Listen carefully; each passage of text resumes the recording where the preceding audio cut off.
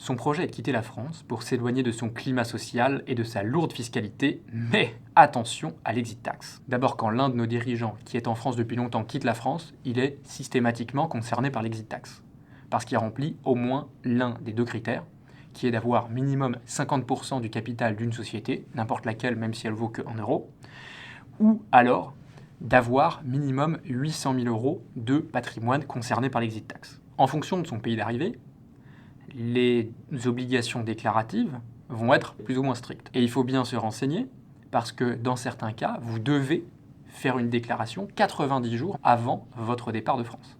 Autrement dit, il faut s'y prendre à l'avance, on ne peut pas faire nos valises du jour au lendemain. Au moment de la déclaration, on déclare nos plus-values latentes, c'est-à-dire toutes les plus-values théoriques qu'on n'a même pas encore réalisées si on ne vend aucun actif. Dans la plupart des cas, il n'y a aucun impôt à payer tout de suite, et si vous vendez vos actions avant une certaine durée après votre départ de France, à ce moment-là, vous devrez payer de l'impôt en France. Il faut retenir que cette durée est de 5 ans quand la valeur des titres soumis à l'exit tax est supérieure à 2,5 millions d'euros. Et après ce délai, vous pourrez céder vos titres sans plus rien devoir à la France. Maintenant, je pense qu'il y a 3 choses à retenir parce que là, je vous ai présenté les choses de façon très simplifiée. Il faudrait aller plus loin. Il y a un épisode de podcast d'ailleurs sur le sujet que je vous invite à écouter parce que ça permet vraiment d'aller plus loin.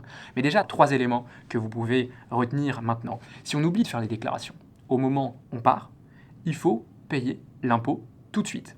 Donc ça, c'est un élément essentiel. Il faut pas se louper. Le deuxième point, c'est que si on a fait des LBO ou qu'on a restructuré le capital de son entreprise, il est probable qu'on ne soit pas forcément en mesure de purger l'exit tax au bout d'un moment.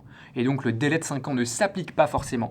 Et donc ça, il faut absolument le vérifier parce que ça peut avoir un impact très important, notamment si vous avez le projet de céder votre entreprise plus de 5 ans après votre départ de France.